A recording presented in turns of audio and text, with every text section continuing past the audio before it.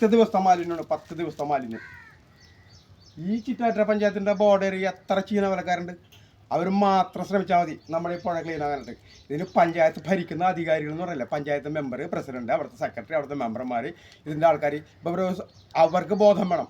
ഈ പഞ്ചായത്തിൽ ഇവിടെ വന്ന് ഓരോ ചീനവലക്കാർക്കും ഓരോ വലിയ ചാക്ക് കൊടുത്തിട്ട് ആഴ്ചയിൽ കിട്ടുന്ന പ്ലാസ്റ്റിക് സ്വരൂപിച്ച് ബ്ലൂ ആർമി എന്ന് പറഞ്ഞാൽ ഉണ്ടാക്കിയിട്ടില്ലേ ചിറ്റാറ്റ പഞ്ചായത്തിൽ. എല്ലാ പഞ്ചായത്തിനോട് അവരെ കൊണ്ട് കളക്ട് ചെയ്യണം. നമ്മുടെ കോടികളും മുടക്കണം, നമ്മുടെ നദികളും ഈ കായലുകളും ഈ തോടുകളും ശുദ്ധിയാകും. അതിന് നിങ്ങൾ ചെയ്യേണ്ടത് ആ പഞ്ചായത്തുകാരെ ഓരോ വ്യക്തികളും ചെയ്യേണ്ട കാര്യമുള്ളത്. ഇതെന്താണ് സംഭവിച്ചാൽ ഈ പുഴ മൊത്തം നശിച്ചെടുക്കുകയാണ് ഈ പുഴ. അപ്പം നമ്മൾ ജീവിക്കുന്ന പരിസരത്ത് നമ്മൾ എന്തെങ്കിലും ചെയ്യാൻ ആഗ്രഹമുണ്ടെങ്കിൽ നമ്മളുടെ കയ്യിൽ കിട്ടുന്നത് നമ്മളെ കരയിൽ വെച്ചിട്ട് ഇപ്പോൾ സർക്കാർ ഒത്തിരി പ്രോസസ്സ് ചെയ്യുന്നുണ്ട്. പഴയ പ്ലാസ്റ്റിക്കുകൾ സ്വീകരിക്കാനുണ്ട്. അതിലൊന്നാണ് ബ്ലൂ ആർമി. നമ്മുടെ ചിറ്റാറ്റ പഞ്ചായത്തുണ്ട്. പ്രവർത്തിക്കുന്നുണ്ടോ എന്ന് ചോദിച്ചാൽ എനിക്കറിയില്ല.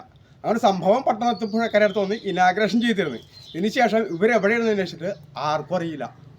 അപ്പോൾ പഞ്ചായത്തുകാരും ശ്രദ്ധിക്കുക, ചീനവലക്കാരെ എല്ലാവരെയും ഒരു ചാക്കുറത്ത് ഏൽപ്പിക്കുക ഈ അജൈവ മാലിന്യങ്ങൾ ശേഖരിക്കാനായിട്ട്.